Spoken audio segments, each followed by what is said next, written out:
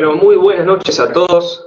Tenemos el agrado de estar compartiendo este curso de formación esta noche con Nicolás Márquez, a quien me interesaría hacer una breve presentación, más allá de que probablemente los que están viendo lo conozcan, pero me gustaría hacerla igualmente. Nicolás Márquez es escritor, ensayista, conferencista, analista político. Además de eso, estudió de abogado, docente, hizo cursos estratégicos en terrorismo, contraterrorismo, narcotráfico, crimen organizado. Además de eso, publicó 11 libros. Nicolás, muchas gracias por estar hoy con nosotros. Muchas gracias a ustedes. Quiero aclarar que no es que estudié Derecho o estudié aquello, me recibí siempre. Por las dudas, para aclarar la situación. Mira, yo estaba en México, estuve un mes de gira con Miklos Lukács, Pablo Muñoz Iturrieta y parte de esa gira estuvo Agustín Laje. Y la película yo veía por lo menos por las redes, por los diarios. La película tenía una gran aceptación, una taquilla muy nutrida. Pero bueno, yo quería verla, no porque me interesara demasiado, la verdad, no lo hubiese visto, pero yo quería verla para grabar un video, porque ya me imaginaba cómo venía la mano, porque ese juicio fue una estafa, y yo en un antiguo libro mío, La Mentira Oficial, publicado en el 2006, que hoy releí 20 páginas que escribí en esa época, donde cuestiono ese embuste. Lo que pasa es que pasaron tantos años que todo el mundo pacíficamente acepta eso como un logro en materia de derechos humanos y toda una serie de cosas. Y la película iba a ir por ahí. Vi la película, afortunadamente seguía en el cine, así que llegué y lo primero que hice fue verla. No voy a hablar sobre cine, ni hacer una crítica cinematográfica, porque no es mi rol, no es mi función, no me interesa hacerlo. La película es El juicio de la Junta Militar. Entiendo que nos ven muchos jóvenes. ¿De qué se trata esto? Bueno, cuando vuelve la democracia por decisión del gobierno militar, y se llama elecciones, bueno, lo primero que hace Alfonsín al asumir, inmediatamente emite 2 decretos. Un decreto para crear una comisión especial, que fue la CONADEP, que prácticamente no aparece en la película, pero que fue básicamente la prueba, aunque en la película le dan más mérito a Estracera y a Mariano Campos, que fueron los fiscales del juicio. Primero hay una comisión que se encarga de compilar denuncias de violaciones a los derechos humanos. Vamos por partes. Primer punto. Argentina vivió una guerra civil. No lo digo yo, lo dice la sentencia de ese juicio. Lo que pasa es que eso, por supuesto, no está en la película. Hay cosas que al omitirlas son tan importantes que no están en la película, que cambian completamente el paradigma. A propósito fueron omitidas. Entonces, quiero aclarar lo siguiente. Primer punto. El pronunciamiento militar de marzo del 76 no se produce porque bajaron unos militares de un plato volador. Se produce en el medio de una guerra civil, de un desgobierno absoluto, en donde la presidenta era Isabel Martínez de Perón, que era una mujer que era bataclana en un cabaret. Perón la conoció en un cabaret, era bailarina. Perón se la llevó a España y después la hizo presidente, porque fue la fórmula Perón-Perón, bien propio del peronismo, ese nepotismo. Perón muere y queda ella, que no tenía ninguna preparación ni capacitación, en el medio de una guerra civil que comienza más o menos en 1970, en donde el país es agredido militarmente por terroristas y guerrilleros de varias organizaciones, y las 2 fundamentales fueron ERP y Montoneros. El ERP con una estructura muy guevarista y Montoneros más de tipo de terrorismo urbano, ¿no?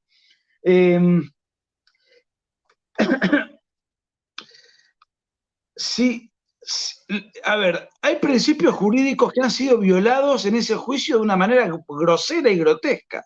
Primer punto, para enjuiciar a un militar por una irregularidad, por una presunta ilegalidad o por lo que fuere, hay un tribunal militar que debe entender, con leyes militares, sobre todo en tiempos de guerra.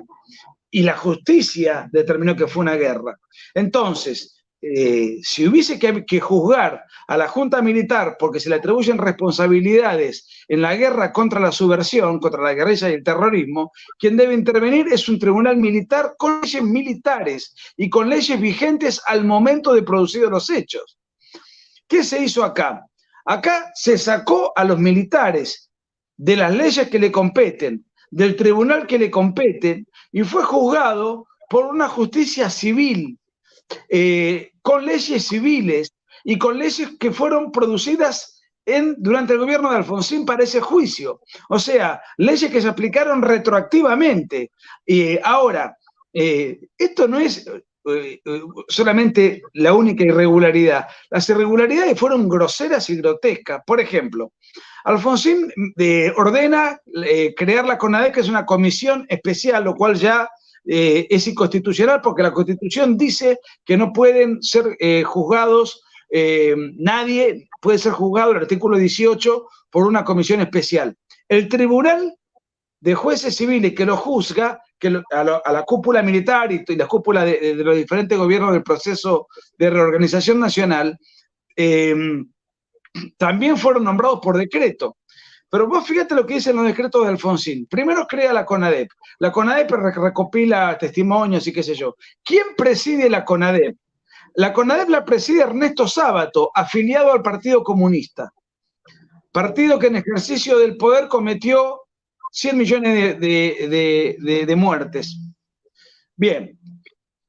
El decreto del canalla de Alfonsín dice para que se investiguen las violaciones a los derechos humanos cometidas no por los guerrilleros, sino por los militares a partir del 24 de marzo del 76. Ya a partir de esto tenemos que hacer una aclaración.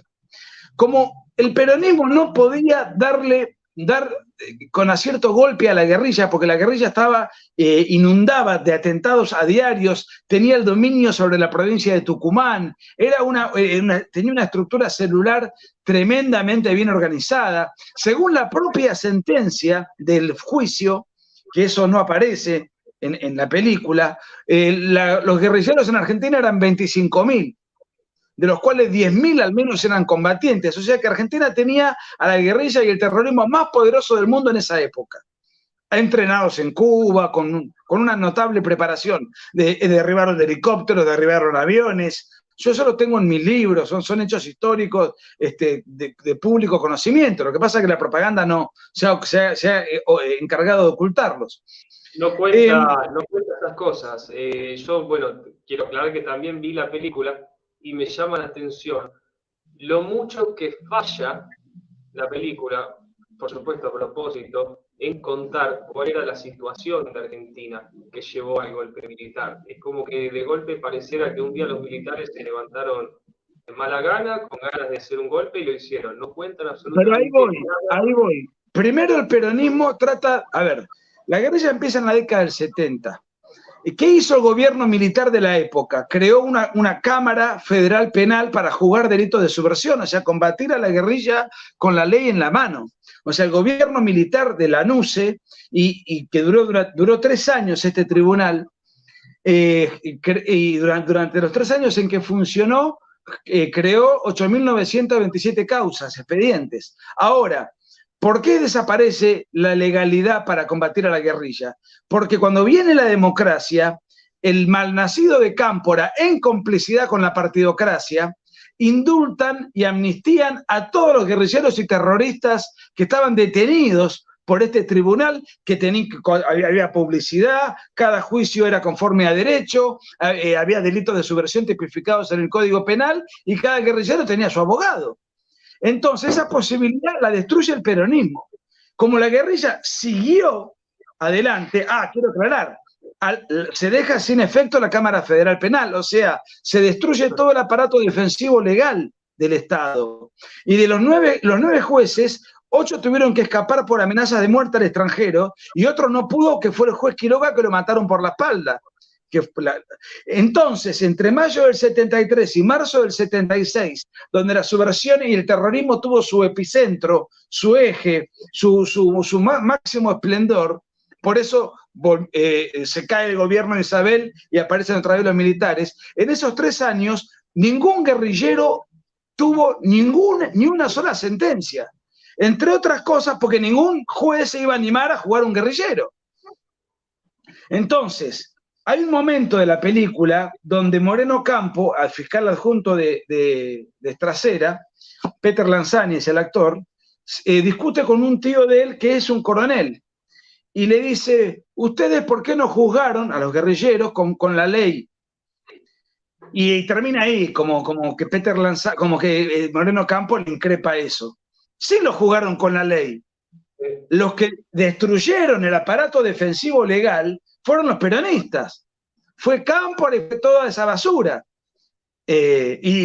Mientras duró la democracia, que fue un desastre por todo concepto del gobierno peronista, de mayo del 73 a marzo del 76, calcula que empieza Cámpora, después Cámpora cae por un golpe de Estado que le hace el propio peronismo con la matanza de Seiza, que fue una guerra interna dentro del peronismo donde hubo 400 heridos con el regreso de Perón. Después asume Lastiri como presidente interino, que era el yerno de López Rega, el creador de la AAA. Después viene Perón, viejo, cansado, se muere a los pocos meses y no deja a Isabel. Además de eso, la hiperinflación y con el Rodrigazo. La cantidad de atentados, si mal no recuerdo, en democracia fue de 7.000. Ahora, Alfonsín, ¿qué hizo durante ese periodo? Fue abogado de los guerrilleros del ERP. Cuando por ejemplo, en la causa Salustro, ¿quién era Salustro? Era el gerente de la Fiat. El ERP lo secuestra para pedir un rescate y en el marco de las negociaciones le pegan un tiro en la cabeza a Salustro. Pero en las negociaciones estaba Alfonsín. Y cuando fue defensor de una de las terroristas secuestradoras de apellido Urdampilleta, emite un comunicado en su defensa en donde dice que estamos en guerra. Entonces es una combatiente, no es una delincuente. Ese fue el argumento de Alfonsín, defensor de guerrilleros y terroristas durante la época de la guerrilla y de la guerra civil que vivió en Argentina. Cuando se produce la caída de el peronismo primero intenta combatir a la guerrilla con la AAA, que eran organismos paramilitares, era ilegal la represión del peronismo. 480 homicidios genera el peronismo en el marco de la contrarrevolución. Después que muere Perón, todos los ministros, Isabel Perón y Luder, que fue presidente interino y aparece en la película un actor que lo caracteriza, todos llaman a las Fuerzas Armadas en el año 75 y emiten 2 decretos, uno en febrero y otro en octubre. ¿Qué dice el decreto? Ordena a las Fuerzas Armadas entrar en operaciones de combate para aniquilar el accionar de los elementos subversivos. En el juicio se ve que el abogado le pregunta a Luder, el abogado de los militares, Luder titubea, pero ustedes consideraron que había una guerra. Ustedes emitieron el decreto de aniquilar la subversión. Bueno, pero aniquilar no es reprimir ilegalmente. Vamos por parte. Primero, la palabra aniquilamiento en una orden militar debe interpretarse conforme el reglamento de terminología castrense. El reglamento de terminología castrense define la palabra aniquilamiento diciendo que es la aniquilación física y o moral del enemigo.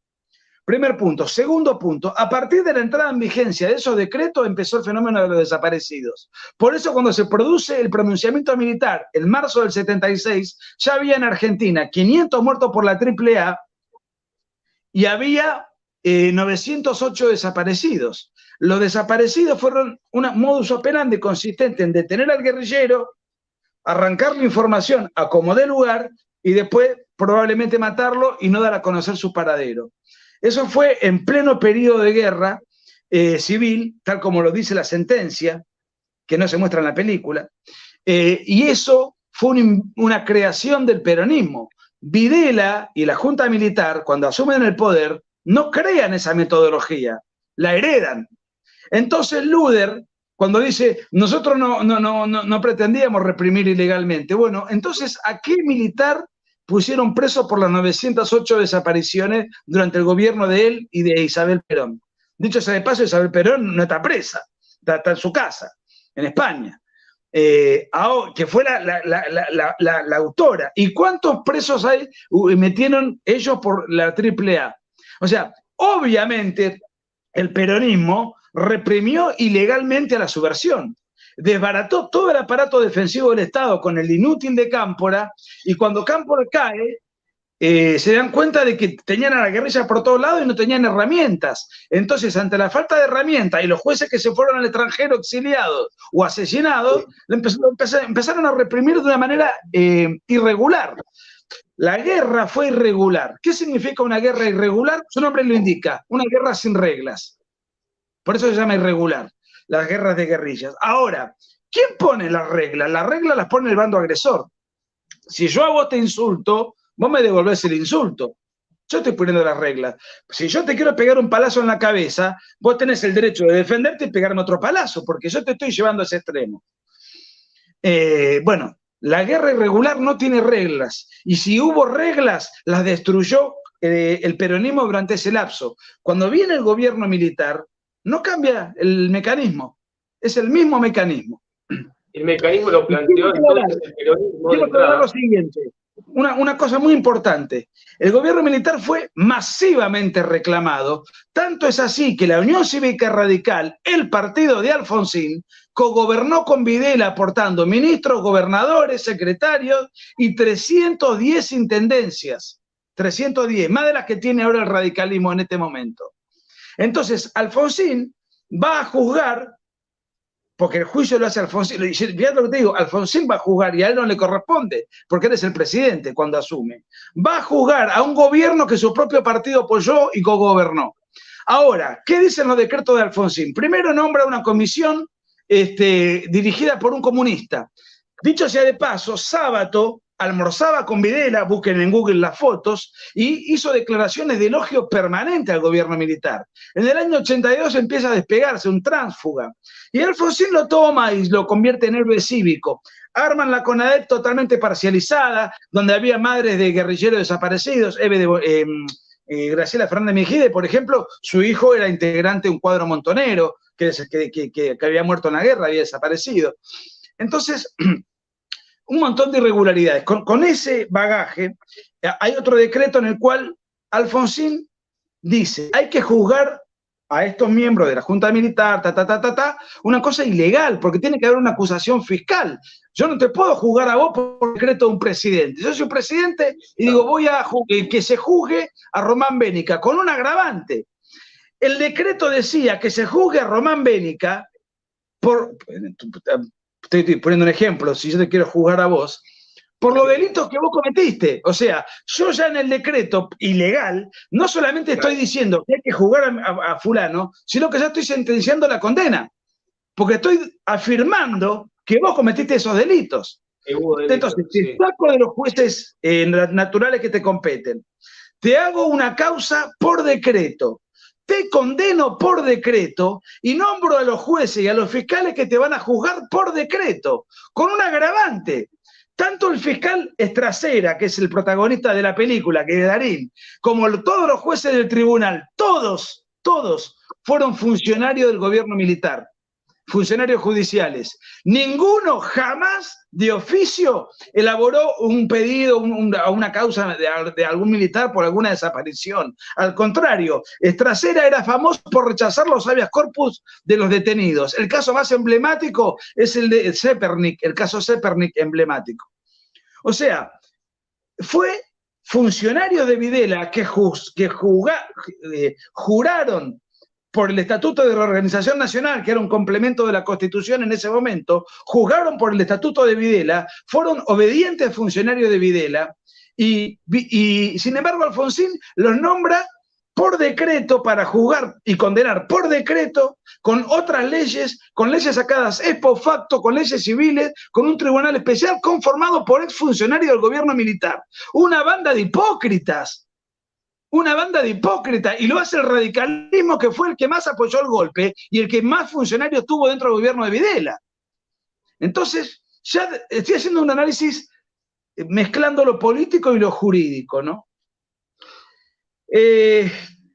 Después hay diálogos improbables en la película que son patéticos. Por ejemplo, hay un momento en el cual Trócoli, ministro del Interior de Alfonsín, da un discurso enérgico recordando que también hay otra historia y que fue el terror y los asesinatos cometidos por la guerrilla. Entonces eso lo está viendo Darín y se enoja y apaga el televisor. Se enfurece. ¿En calidad de qué? Se enfurece si él durante 7 años fue obediente funcionario judicial de Masera. O sea, cosas que no sabemos de la vida cotidiana, pero en todo momento eso aparece en la película. Lo muestran como un héroe cívico. Después se habla, en un momento hablan de que hubo 30.000, que un poco el argumento de los militares es que en el contexto de la guerra civil hubo excesos de las bases que no se podían controlar en un operativo, en un tiroteo o lo que fuere. Entonces hablan 30.000 excesos, dice uno de los colaboradores de Trasera. Cuando ya la CONADEP había informado que los desaparecidos fueron 8.961. Cifra mentirosa, porque la última, que se dio en el 2015 por la Secretaría de Derechos Humanos durante el gobierno de Cristina Kirchner, se arribó a que durante el gobierno militar hubo 6.447 desaparecidos, o sea, 2.500 menos que lo que en ese momento esbozó la CONADEP. Mira, no sé, estoy hablando solo y no quiero monopolizar, vos por ahí me querés preguntar cosas. No, por favor, Nicolás, espectacular todo lo que estás diciendo. Así te como digo algo comentó una persona yo también estaba esperando tu opinión sobre la película. Estaba esperando te que digo alguien algo que venga. dijo Sábato, que no aparece en la película, que fue el presidente de la CONADEP en el año 78. La inmensa mayoría de los argentinos rogaba casi por favor que las Fuerzas Armadas tomaran el poder. Todos nosotros deseábamos que se terminara ese vergonzoso gobierno de mafiosos. Y sigue. No puedo leer porque sería muy largo, tremendo. Acá tengo una foto, bueno, este es un libro viejo, no creo que se vea. De un lado, no se ve, no. De un lado está Sábato almorzando con Videla y del otro lado está Sábato dándole el informe Nunca Más a Alfonsín para que juzgue a Videla. Bueno, vamos a seguir. Vamos a seguir. Mira, acá cuando todos los jueces fueron funcionarios del gobierno militar y muestran en la película algo insólito. Una reunión secreta, no en la casa de gobierno, sino en un lugar clandestino, secreto, qué sé yo, entre Trasera y Alfonsín, en donde Alfonsín le va a dar el apoyo a Trasera. O sea, increíble, el presidente reuniéndose con el fiscal para darle el respaldo político. El presidente emite los decretos para enjuiciar. El presidente dice en los decretos que hay que condenar, porque da por sentado que esas personas cometieron los ilícitos. Si eso lo tiene que determinar la justicia. El decreto dice además quiénes son los que lo van a juzgar, que eran funcionarios del proceso. Y el decreto dice que Trasera va a ser el fiscal, que fue funcionario del proceso, obediente todo del proceso. Cuando termina el juicio, y esto lo anoté porque no me lo iba a acordar, te nombro los jueces que participaron. ¿Qué pasó después? D'Alessio fue nombrado Procurador General del Tesoro. Gil Lavedra, secretario del Interior, subsecretario. Ledesma, abogado del Banco Central. Arlanián, beneficiado por el Banco Hipotecario Nacional. Y Trasera fue compensado y galardonado como embajador especial en Europa. En premio. Y encima muestran como que ellos eran víctimas, como que había militares que presionaban y amenazaban, como que el gobierno de Alfonsín era un gobierno muy débil y que todavía había poder militar. Pero Alfonsín tuvo un poder absoluto, inclusive gobernó Córdoba, Santa Fe, inclusive la provincia de Buenos Aires la ganó el radicalismo y al intendente en esa época no había elecciones porteñas, el intendente lo ponía el presidente, tenía todo el dominio político y nombró a todos los jueces de la Corte Suprema. O sea, los militares aparte se habían ido muy mal después de la guerra de Malvinas, no tenían ningún poder. Y en la película muestran como que Estracera vive amenazado, como que el otro también vive amenazado, y muestran todas cosas que no se pueden probar. O sea, hay un testimonio, por ejemplo, de un testigo, no sé si el testimonio será falso o no, pero, por ejemplo, eso debe estar en el expediente. Entonces, eso es verosímil, es coincidente con el juicio. Ahora, después hay un sinfín de cosas que se viven ahí, de diálogos improbables, reuniones. Bueno,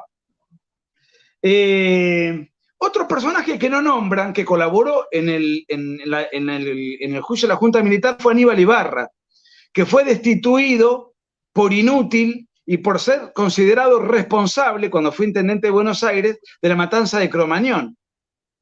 ¿Y quién era el abogado defensor de Aníbal Ibarra en el juicio en el cual fue destituido por un juicio político? Estracera.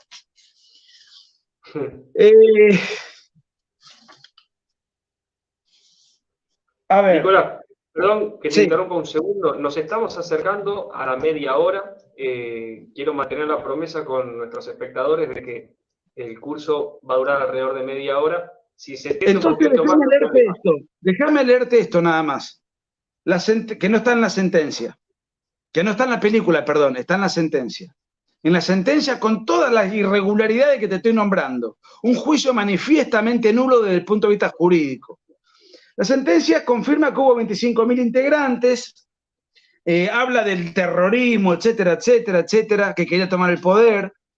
Dice que no hubo plan sistemático de robo de menores, la sentencia, cosa que no está en la película. Y dice, el fenómeno se correspondió con el concepto de guerra revolucionaria. Si el Tribunal Civil ilegal, inconstitucional, reconoce que hubo una guerra, tiene que remitirlo del expediente a un tribunal militar, a un tribunal de guerra, con la ley de guerra. Bien, y dice, algunos de los hechos de esa guerra habrían justificado la aplicación de la pena de muerte contemplado en el Código de Justicia Militar. Lo que pasa es que no regía el Código de Justicia Militar que ellos reconocen que había que haber aplicado. Porque ellos no están juzgando a los militares conforme el Código de Justicia Militar, sino conforme el Código Civil, Código de Justicia Civil. Y dice, no hay entonces delincuentes políticos, sino enemigos de guerra. Vuelve con la palabra guerra y dice, pues ambas partes son bélicamente iguales. Bien. Como se desprende de lo hasta aquí expresado, debemos admitir que en nuestro país hubo una guerra interna desatada por las organizaciones terroristas contra las instituciones de su propio Estado, y la sentencia contabiliza entre 1969 y 1979, todo esto no está en la película. Por eso, cuando uno dice la falsedad de la película, puede haber dos falsedades, o porque hay explícitamente alguna mentira, o porque se omite algo que es esencial. Eso es una manera de mentir también. La sentencia determina que hubo 21.642 acciones terroristas de diversa entidad, y eso da como resultado un atentado durante 10 años, un atentado cada 4 horas, 6 por día. Por supuesto, según no hay fuentes muy coincidentes en cuanto a la cantidad de muertos que generó la subversión, pero más o menos van entre los 1.200 y los 1.500. Según la sentencia fueron 1.500. Y la sentencia dice que lo que hoy estamos juzgando no se hubiese producido de no haber existido el terrorismo. O sea, si querés te lo leo, no quiero quitarte tiempo. Adelante. Pero eso fue lo que pasó, un juicio injusto, nulo, donde se saca a los magistrados, en donde la clase política se hace la idiota y la distraída. Y otra cosa que me olvidé, Alfonsín dice que se juzguen los hechos a partir del 24 de marzo de 76, no los hechos de subversión, de eso se hace el distraído, si él mismo era abogado del ERP.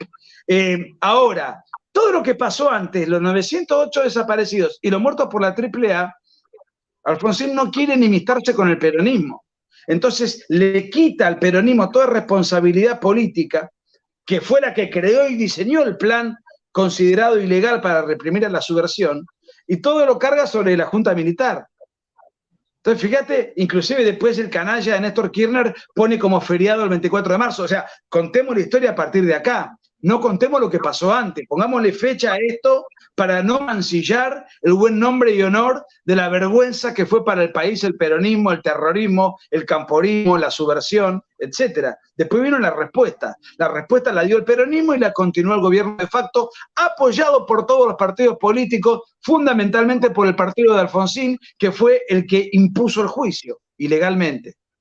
Y por los medios de comunicación, si tengo entendido. Bueno, a ver, eso se daría para otra, para otra conversación, pero estuvo lleno, ahí yo nombro en el libro, de periodistas que después se horrorizaban y fueron periodistas durante todo el gobierno militar y no hicieron una sola denuncia. ¿Qué maneja un periodista? Maneja información. O eran inútiles, o no porque no sabían las violaciones a los derechos humanos que ellos después de las cuales alegaron que se produjeron y se escandalizaban, no las denunciaron cuando eran periodistas. ¿No las conocían porque eran malos periodistas? ¿O sí las conocían pero estaban de acuerdo y eran colaboracionistas con la represión que se estaba llevando adelante?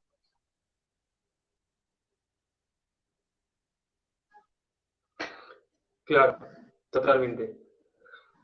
Nicolás, una buena noticia. Está pidiendo nuestros espectadores, dicen que les encanta la charla, tenemos un récord de visualizaciones, hay muchísima gente y les gusta mucho el tema, les interesa mucho, así que dicen que no hay problema que se extienda más allá de la media hora, así que adelante, Nicolás, tenés para seguir comentando, ¿no? Que la verdad que todo esto es muy, muy importante, porque si uno se queda con lo que ve en la película,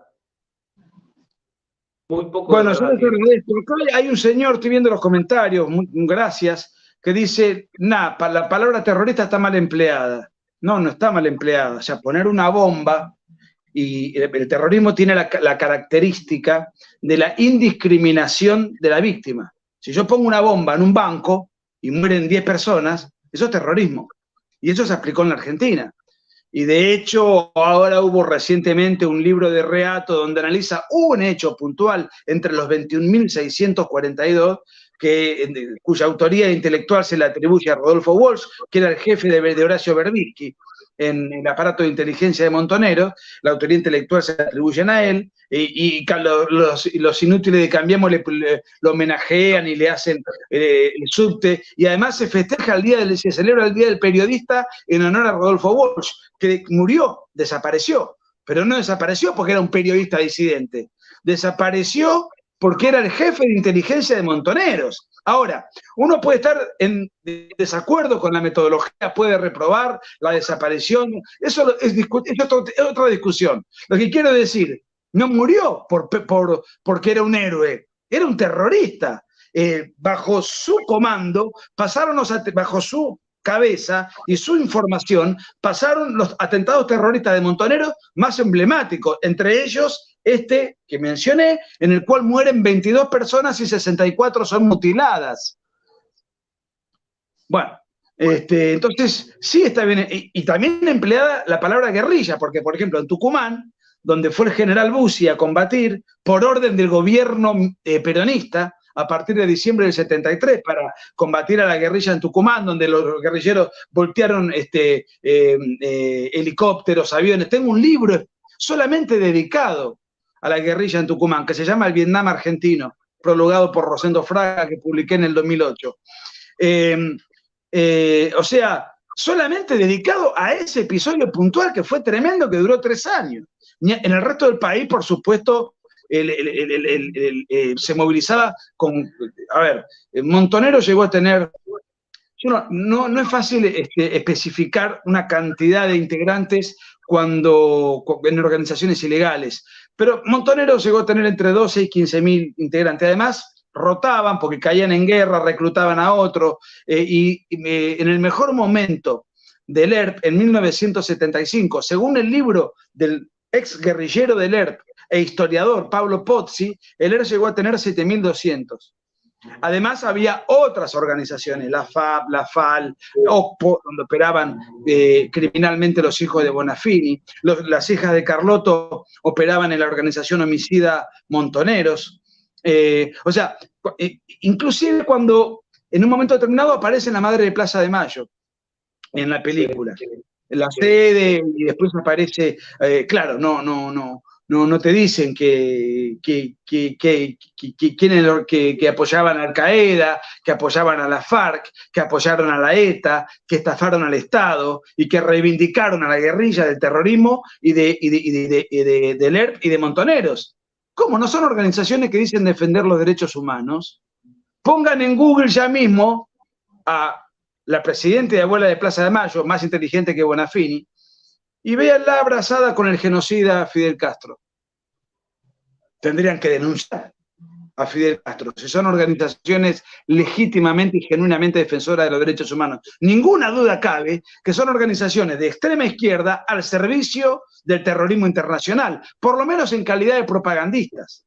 Eso no hay duda. Pongan Eve de Bonafini en YouTube, FARC, ETA, y ahí van a ver, donde ella misma reivindica todo eso. O sea, yo no invento nada, simplemente trato de recordar quiénes son, qué muestran en la película, qué se oculta en la película, quiénes eran los protagonistas en la película durante el gobierno militar. ¿Quién era Alfonsín, abogado de la guerrilla? ¿A partir de cuándo se empieza a juzgar? ¿Por qué se exculpa por completo al peronismo, que fue el que diseñó ese mecanismo de represión?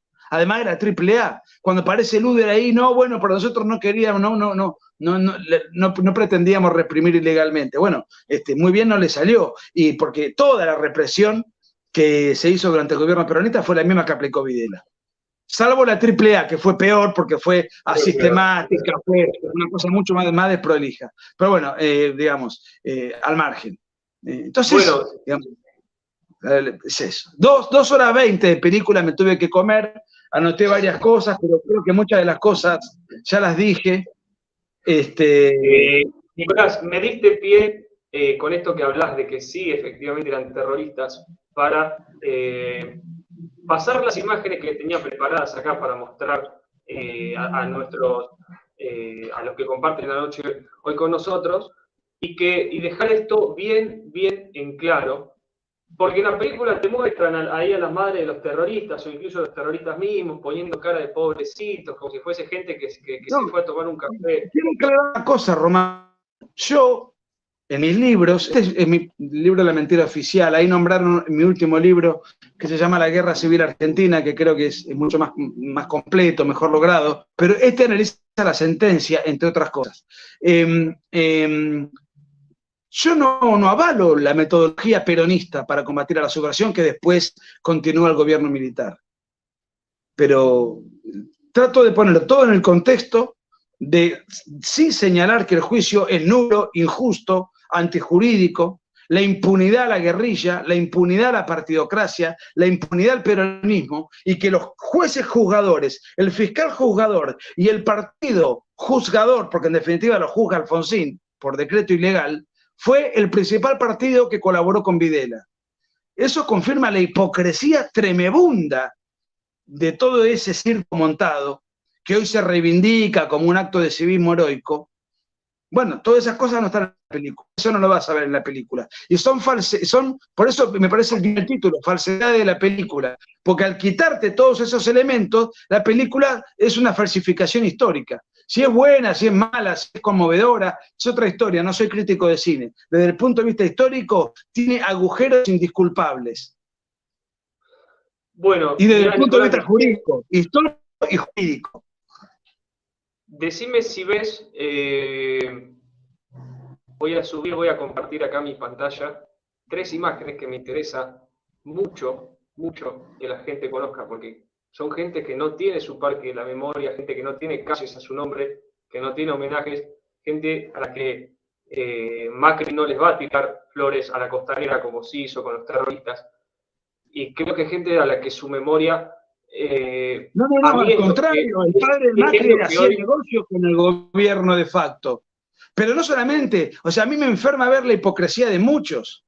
El padre de Martín Lustó fue secretario de Videla y de Onganía. Bueno, el padre de los que a mí hoy me llevan a movilizarme y a hacer esta clase de cursos de formación porque creo que su memoria es, hay que mantenerla viva. Te voy a mostrar 3 imágenes y quiero que comentes lo que sepas sobre estos chicos. Decime si se ve, decime cuando la veas si se ve la primera. Para que la gente entienda qué es lo que llevó al golpe militar.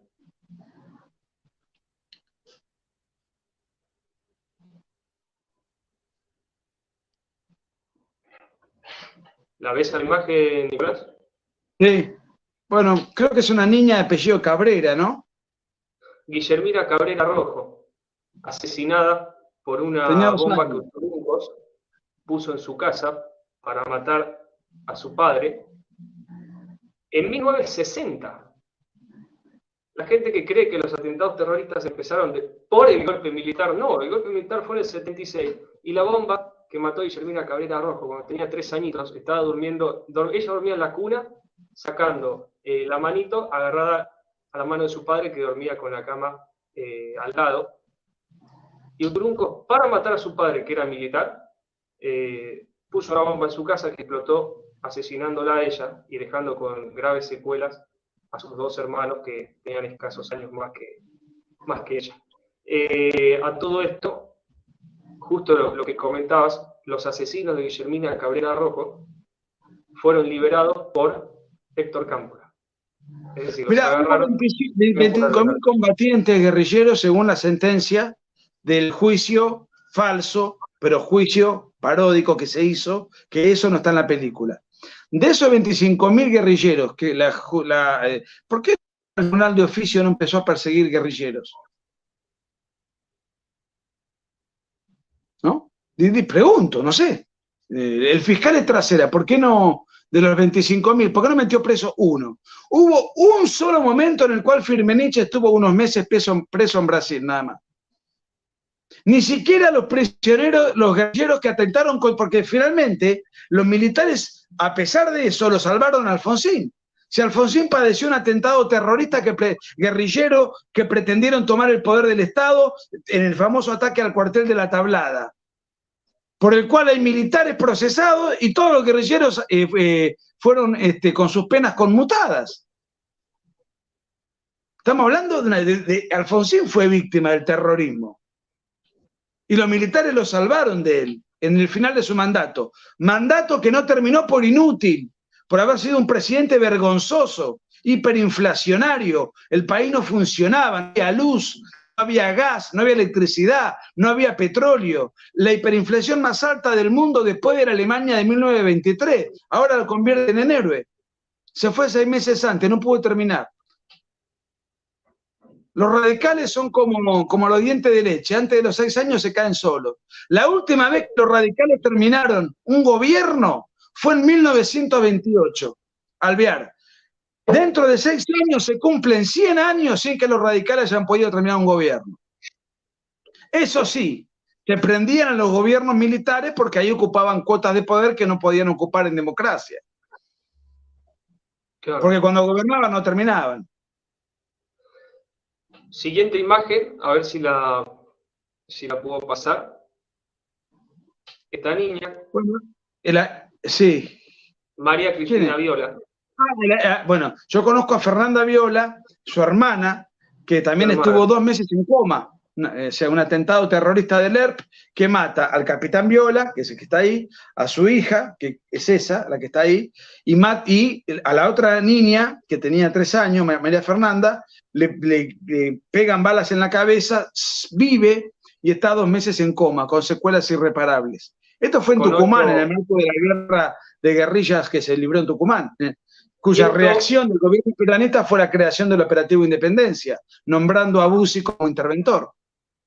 Y esto fue en 1974.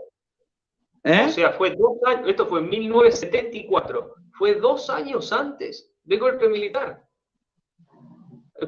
Para que la gente entienda qué situación se vivía en Argentina y qué es lo que llevó al golpe militar. Se estacionó un auto, contando la historia muy resumidamente, se estacionó un auto del ERP cuando la madre de María Cristina, de esta nenita, se bajó a abrir el portón el esposo, que fue Humberto Viola, que es el que fallece, quedó arriba del auto, se acercó un auto de Lerp al lado, le tiró un tiro con una escopeta. Después le tiraron con una ametralladora. El padre, estando herido, se alejó, se bajó del auto y se bajó, porque sabía que estaban sus dos hijas en el asiento trasero. Con el escopetazo es que matan a María Cristina en el momento, y es que ahí a su hermana la hieren, que está en coma 2 meses y sufrió 8 operaciones que la dejaron con secuelas de por vida. Estos eran el ERP, estos son los montoneros, esta es la gente que hoy se homenajea, No, esta es la gente que fue hoy... el ERP. Este atentado concreto fue el ERP. Fue el ERP. Perdón, me confundí, el ERP. Siguiente imagen, y la última. Este nenito que es... Este niño fue asesinado en 1977, es decir, en el juicio del 75. Me hubiese gustado saber si harían también una película, Lanzani y Darín, sobre estos 3 chicos que fueron asesinados por los terroristas que fueron perseguidos justamente por la dictadura militar. Porque este niño, Juan Eduardo Barrios, venía de una familia humilde, es la única foto que existe de él, que fue con una cámara de fotos que le prestaron, porque venía de una familia que no tenía plata para comprar una cámara de fotos. Había acompañado a la mamá 3 años. Estos 3 chicos tenían 3 años cada uno, cuando los grupos terroristas los asesinaron. Fue al Banco Provincia con la mamá, salieron, él le pide a la mamá que le compre un helado. La mamá se acerca, van a un kiosco, y mientras la mamá estaba pagando y él estaba comiéndose el heladito, un auto comandado por montoneros, con montoneros arriba del mismo, de un escopetazo matan al guardia del Banco Provincia, que estaba haciendo su debida guardia en el momento. Una mujer del grupo Montoneros se baja con un balde de nafta, rocía con nafta al soldado herido, al guardia herido, lo rocía con nafta, lo prende fuego, vivo, y cuando se va con una ametralladora, empieza a tirar tiros a mansalva. Bueno, uno de esos tiros le dan el estómago a Juan Eduardo Barrios, que muere desangrado en el lugar. ¿Quién fue el asesino? Era materia cotidiana. Explotaban las bombas, caían helicópteros, caían aviones, secuestros seguidos de muerte. Hay declaraciones que no las tengo acá, las tengo en mi último libro, de Firmenich y de Galimberti, 2 altísimos jefes de Montoneros. Bueno, Firmenich era el número 1.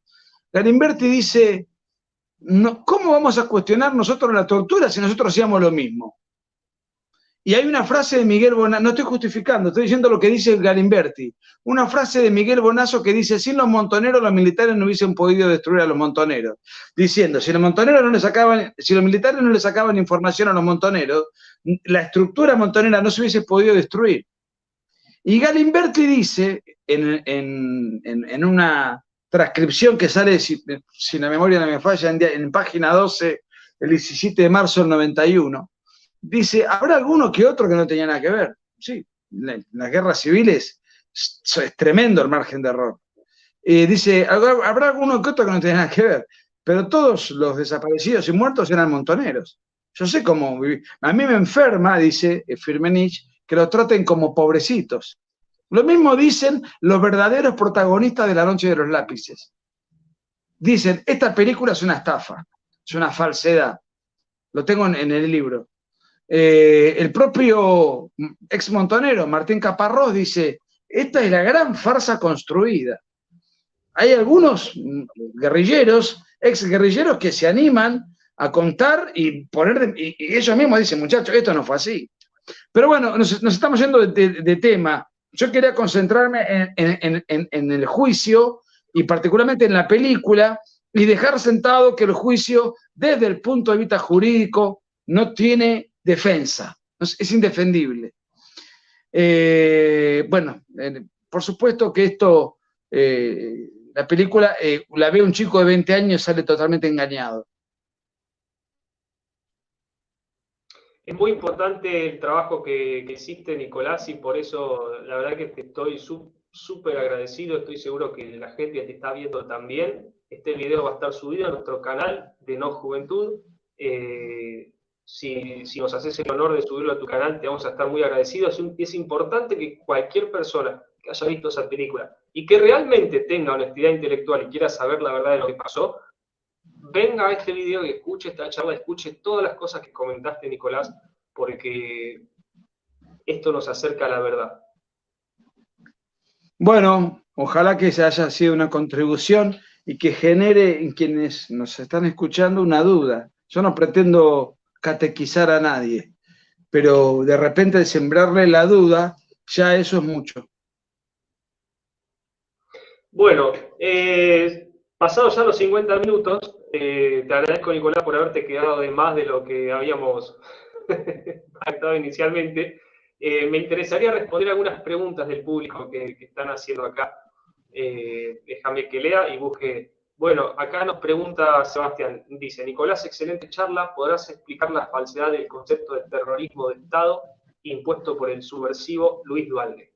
Bueno, Luis Duhalde era abogado, era el jefe de los abogados del ERP. Esto está muy bien relatado en el libro de María Seoane, Todo o Nada, María Seoane, ligada al ERP, que es una biografía sobre el asesino, líder del ERP, Mario Roberto Santucho, o sea, donde Duhalde cuenta, bueno, me vinieron a ver porque iban a empezar la guerra, dice textualmente Duhalde, iban a necesitar abogados y quedamos apalabrados para... De hecho, cuando en un momento determinado estaban presos unos guerrilleros, se escapan del penal, toman un avión, se escapan a Chile.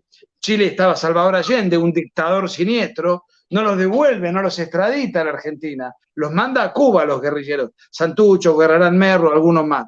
¿Y quién los esperaba en Cuba? Eduardo Luis Duhalde, que ligado a la guerrilla y al terrorismo, no, como corresponde, fue secretario de Derechos Humanos de Néstor Kirchner. O sea, todo lo que es, cuando te hablan de derechos humanos hay que desconfiar. Estos tipos huelen a terrorismo, a guerrilla y a comunismo. O sea, es una mentira. El sistema político-económico que más gente mató, que creó los grandes campos de concentración, son los que monopolizan los derechos humanos. Ahora, ¿qué hizo Eduardo Luis Duhalde? Eduardo Luis Duhalde escribió un libro que, si mal no recuerdo, se llama El Estado Terrorista, y ahí aparece el concepto de terrorismo de Estado. En realidad, el terrorismo de Estado sería un Estado que promueve el terrorismo, por ejemplo Cuba, porque los guerrilleros y los terroristas argentinos y de muchas otras partes se entrenaban en Cuba. Ese era un terrorismo de Estado. Lo que aplicó el Estado fue un contraterrorismo, una política dirigida al aniquilar, conforme a la terminología castrense de la orden y el decreto emanado por el peronismo, aniquilar a la subversión, al terrorismo. Entonces, lo que hubo fue un contraterrorismo. Si ese contraterrorismo estuvo bien aplicado, estuvo mal aplicado, fue desmesurado, fue descontrolado, eso es otra discusión. Pero fue un contraterrorismo. Si estuvo bien o mal aplicado, lo podemos discutir hasta las 6 de la mañana. No fue un terrorismo de Estado. Terrorismo de Estado es el Estado que fomenta el terrorismo. Cuba. Claro. Bueno,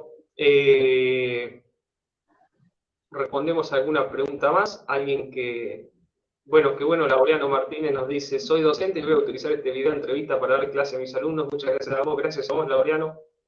Absolutamente todo lo que uno hace suma y las semillas que uno esparce pueden dar muy buenos frutos, así que te agradecemos a vos también. Que tenga cuidado porque no son tiempos donde se vive libertad de cátedra en Argentina. Ojalá lo pueda pasar sin problemas, porque libertad de cátedra no brilla por su presencia en Argentina. Bueno, Nicolás, muchísimas gracias por estar hoy acá. La verdad es que estuvo excelente la charla. Gracias por este análisis, porque con tus conocimientos más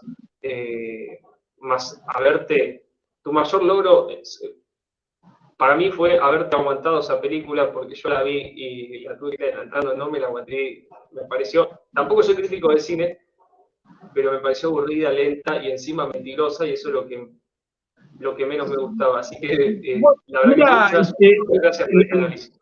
Román, yo estoy muy entrenado, porque imagínate que para escribir los libros tuve que tragarme muchos libros escritos por guerrilleros a favor de su causa. Entonces a mí, cuando era más chico, eso me generaba una urticaria, una reacción. Hoy ya no, estoy muy entrenado para ver, digamos, para recibir eso a través de un filme o a través de un libro. Lo que sí creo que la película es lenta. Sí hay una gran tensión, hay una tensión permanente muy bien lograda. Una tensión, me refiero a una atmósfera tensionante a lo largo de las 2 horas 20. Eso está muy bien logrado. Si eso se intentó lograr, yo lo percibí por lo menos. Bueno, me gustaría saber si Darín y Lazán estarían dispuestos a hacer una película en un futuro sobre los niños asesinados por los terroristas, o solamente van a seguir contando una verdad parcial, con muchas Mirá, mentiras. a ver, no sé cómo piensa Lanzani. Darín es antikirchnerista, hasta donde sé. Su hermana es una activa beneficiaria del kirchnerismo, él no. Bueno, él es un actor talentoso, su hermana.